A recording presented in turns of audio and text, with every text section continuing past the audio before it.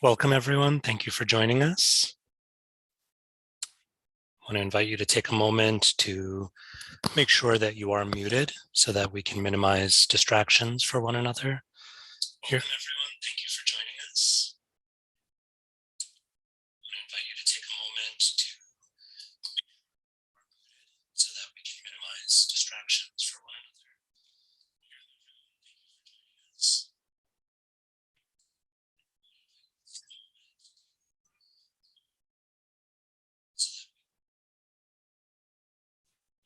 Okay, I was getting a little bit of feedback, but I think it's clear now. You're welcome to keep your cameras on or off as you feel comfortable. We are live streaming on YouTube as well, but I'm spotlighting my screen, so hopefully, even if you have your camera on, there's no privacy concerns, but of course, we want you to exercise your own discernment and discretion as far as whatever you feel comfortable with.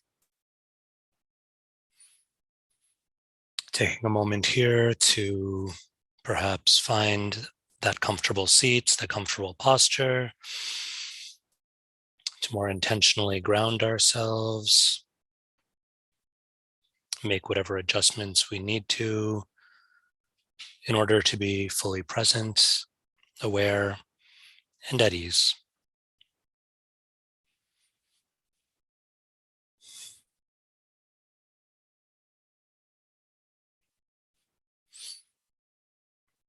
If we haven't already done so, and if we feel comfortable doing so, an invitation to either close the eyes or simply soften the gaze.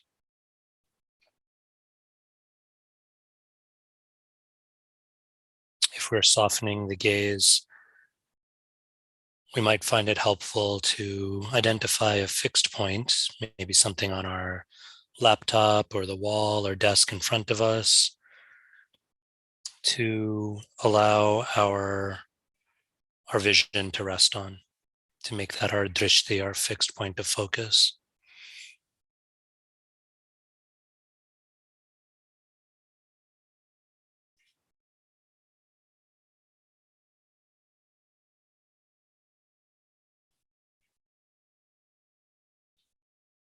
We'll begin, as we generally do, with the ringing of the bell, and then taking 3 deep breaths together, breathing in deeply and with intention through the nose or softly between the lips, whatever feels more accessible to us at this time. We'll breathe in deeply for about 4 or 5 beats. If you're following along, we will hold the breath for about 4 or 5 beats, and then we will release or exhale for slightly longer, perhaps 6 or 7 beats, as a way of lengthening and expanding, as a way perhaps of letting go just a little bit more fully. And of course, you're welcome to adjust or to follow whatever feels right for you in terms of this flow. We'll begin.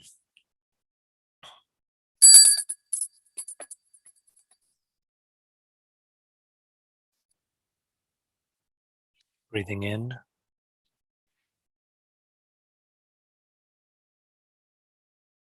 holding,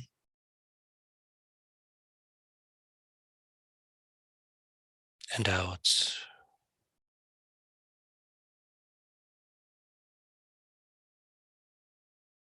In,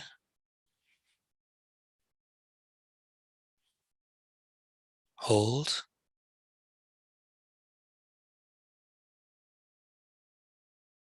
release.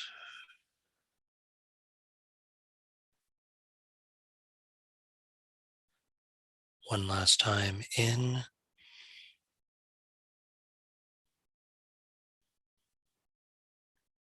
holding,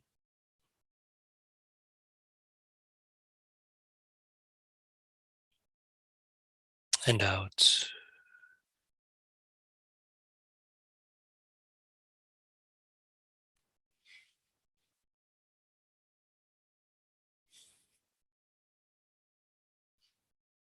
Continuing to breathe fully and comfortably, and also allowing the breath to find its own pace, its own rhythm.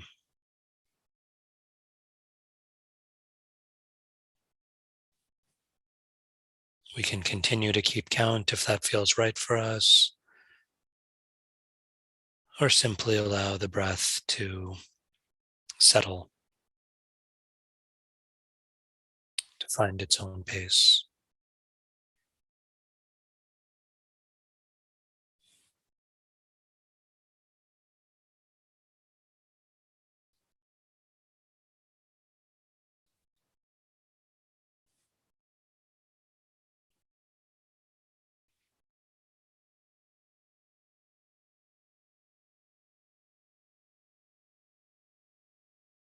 Observing the breath settling,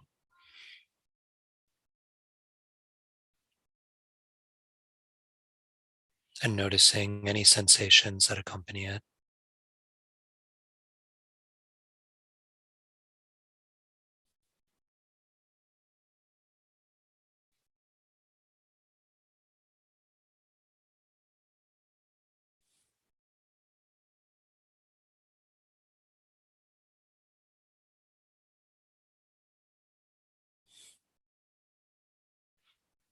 Noticing perhaps a slight temperature change, coolness or warmth on the inhale or exhale.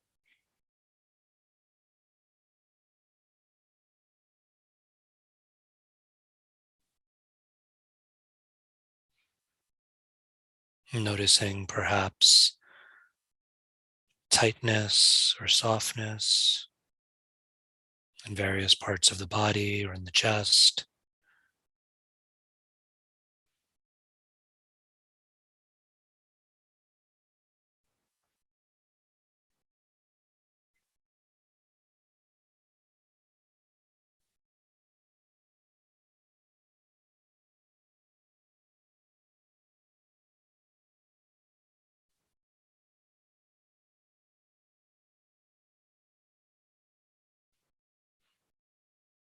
Giving ourselves permission to simply notice these things,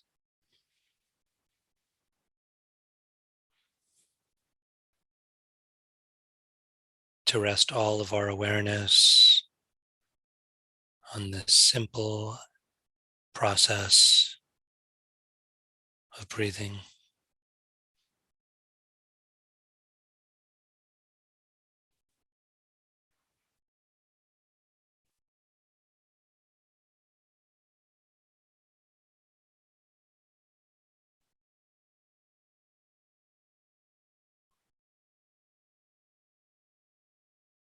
Giving ourselves permission to notice without judgment,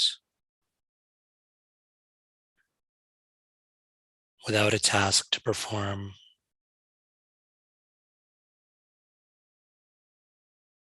without an evaluation or an analysis.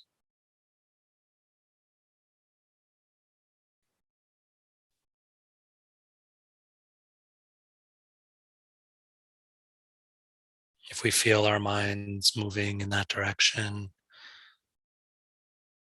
gently guiding our minds, our thoughts back to this simple observation.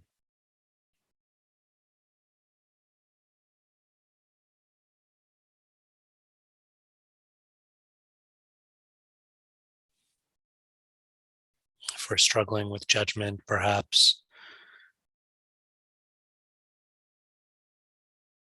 guiding our minds to replace judgment with curiosity.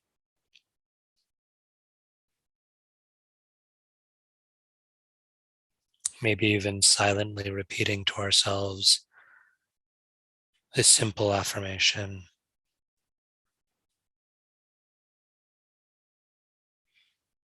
I am curious about this breath.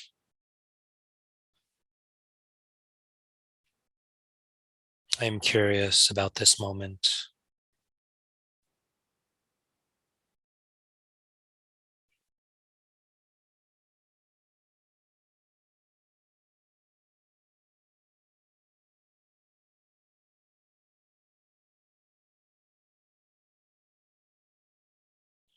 Judgment closes the door of possibility and tries to grasp.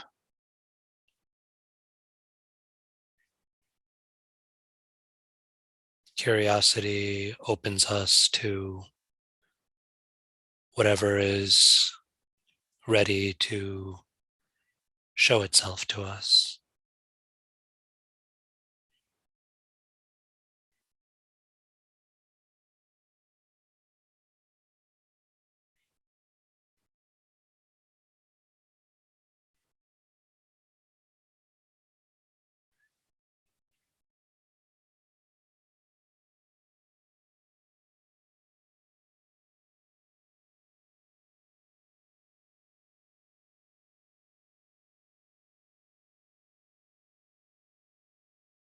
I am curious about this moment.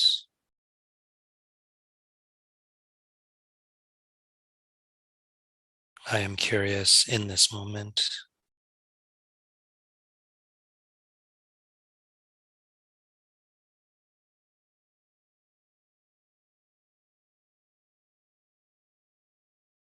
If we'd like to, we can keep repeating this silently.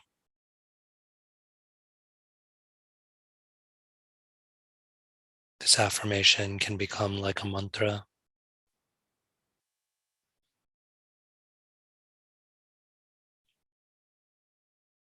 And if mantra meditation is part of our practice, or something that perhaps we're learning about, an opportunity here to transition to a repetition of our mantras,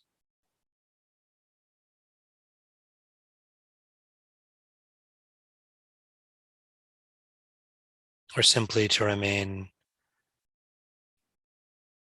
focused on or grounded in observing the breath.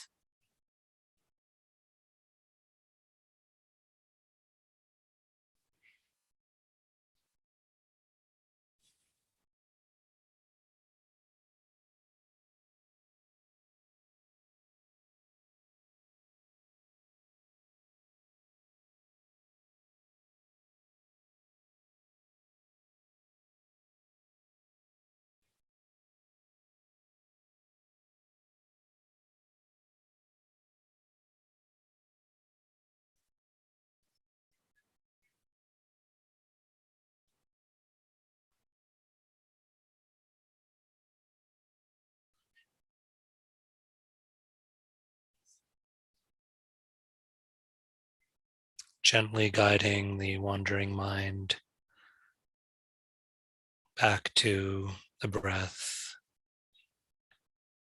or to our affirmation or our mantra, to this moment.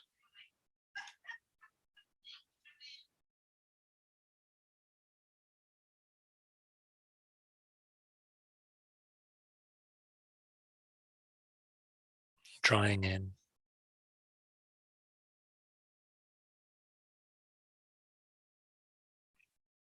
We spend so much of our time in the external world,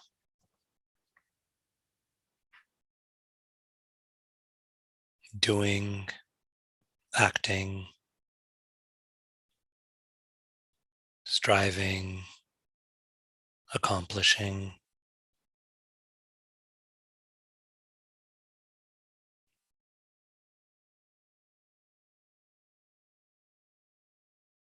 For these few minutes remaining, for these precious few minutes we've set aside,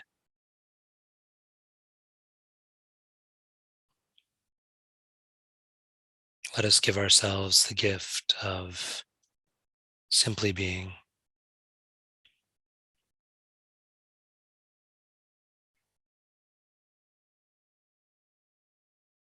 Being takes place in the inner world,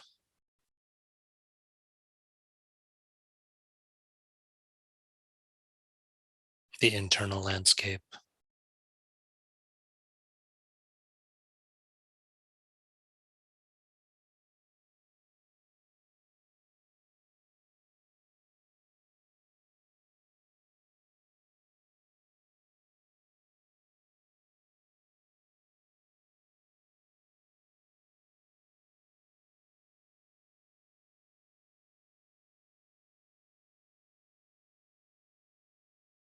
Soon we will return to the external landscape, the outer world,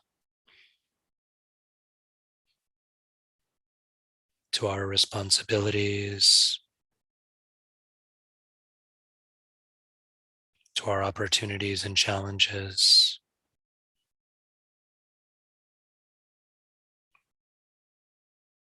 to our engagement.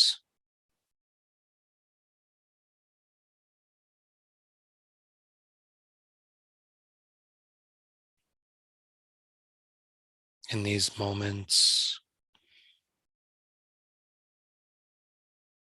giving ourselves permission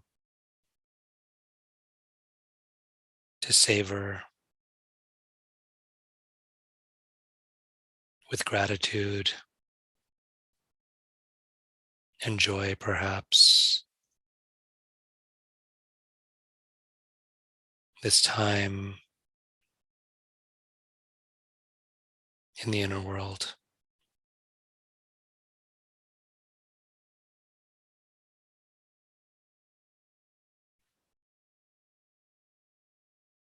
This rest, this rejuvenation, this reconnection with ourselves.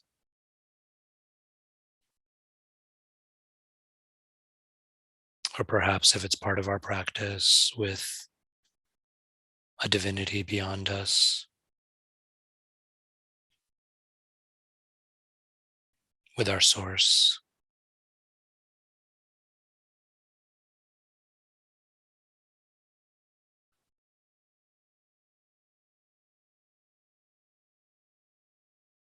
What a gift.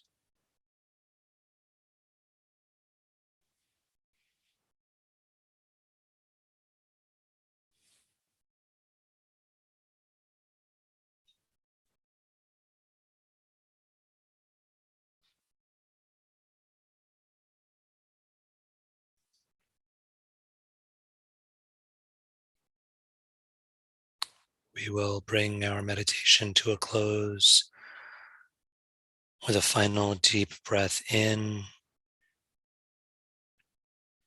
and then exhaling, chanting or being present to the sacred syllable or mantra Om,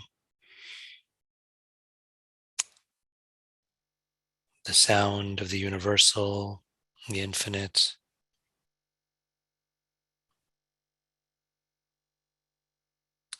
And if we'd like to, we can use this opportunity, this final breath and chanting,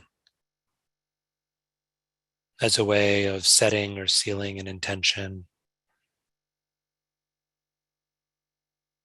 to carry forward our time on the inner landscape into our engagement in the outer world.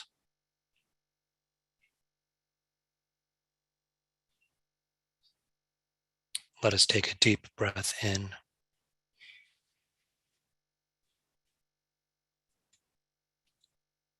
Om.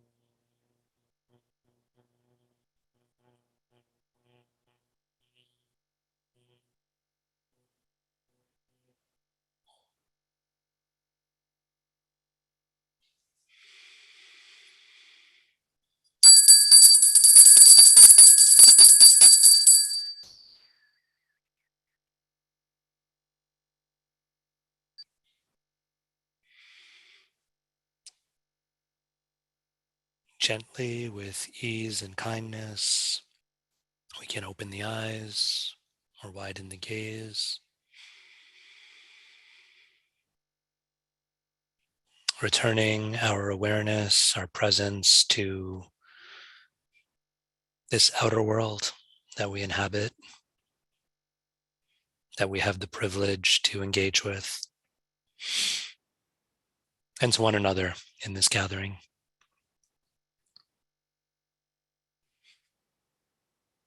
We have just a few minutes left, but I want to share a short wisdom teaching.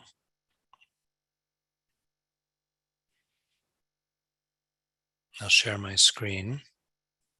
Hopefully everyone can see this okay.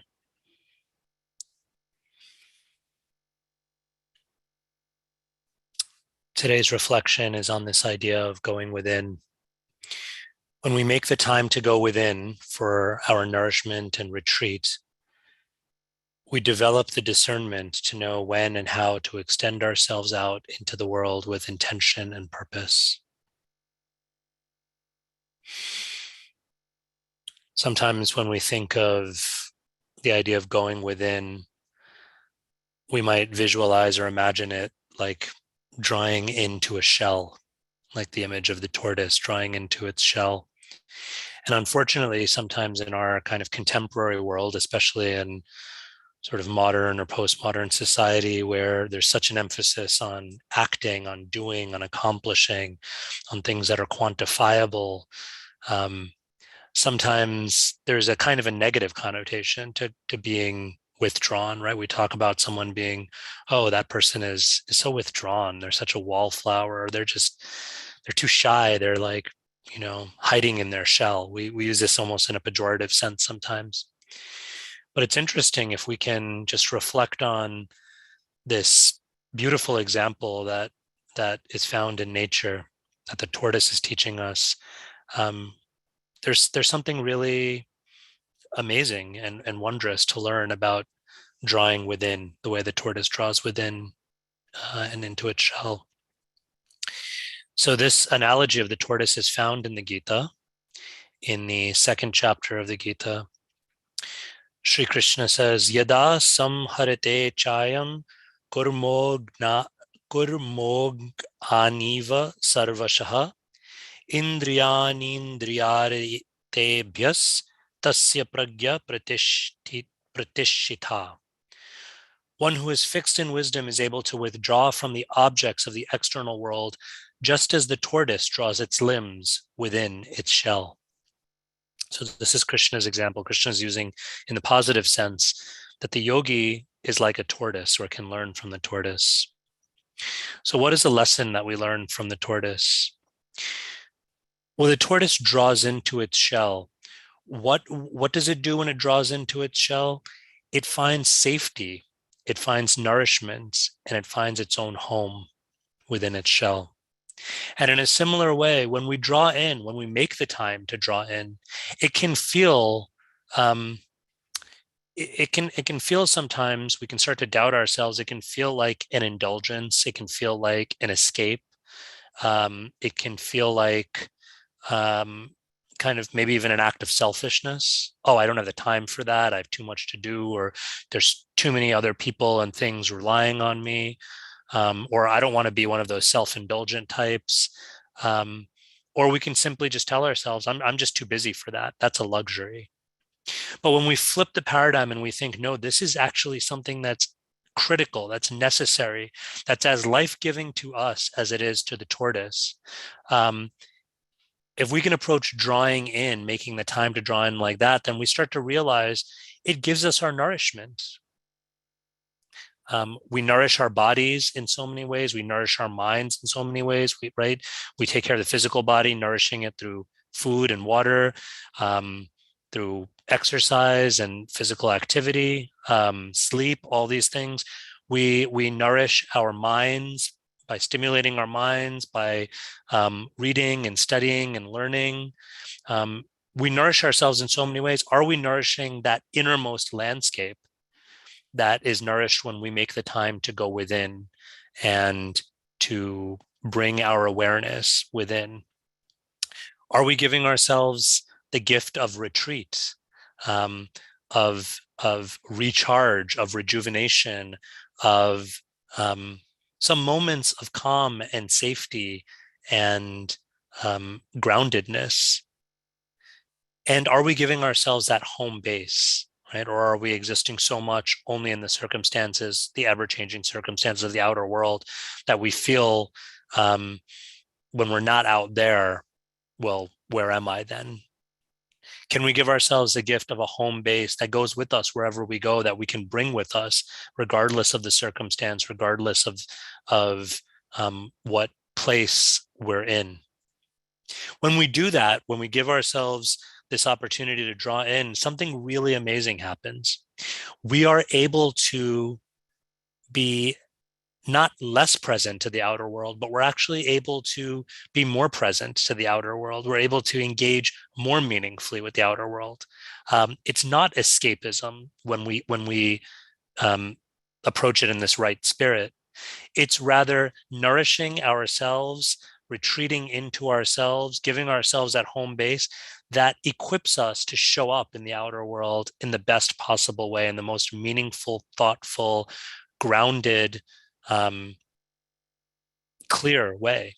In some sense, what's called sattva, to show up in the most sattvic way possible. When we do that, we can learn we develop the discernment that guides our words, actions, and engagement with intention and purpose. And that, like the tortoise, I don't think it's a coincidence that we're talking about the example of the tortoise. The other thing the tortoise is very much known for is slow and steady, right? Slow and steady wins the race. We can learn to, with intention, slow down. So we're engaging not necessarily quicker, but we're engaging in that slow, steady, intentional way, which time and again we learn actually allows us to be more effective, even more productive, if we want to look at things in terms of productivity. So even on the level of productivity, of course, that's not why we practice meditation, right? It's not a means to more productivity, but even there, almost as a kind of a byproduct, we start to find, and many of us have, have had this experience in our own lives, in our own work lives, our own family lives, so many spheres.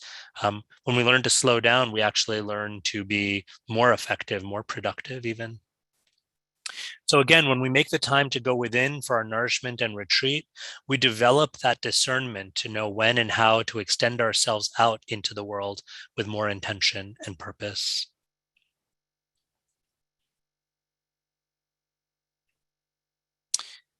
So with that, we'll bring things to a close. We've reached the end of our time together. Thank you all so much for joining us this week, for joining us on a weekly basis. For those of you who are able to make it, please continue to do so. And we will continue to hold these virtual sessions just about every week. We may take some breaks every now and then, along with the academic calendar. But for now, we hope to continue this for all the weeks to come throughout the year. So again, thank you all so much. I'm happy to take any questions or comments. If anyone would like to share, you're welcome to unmute yourselves and do so. Otherwise, happy also to call it a day here and look forward to seeing you next week.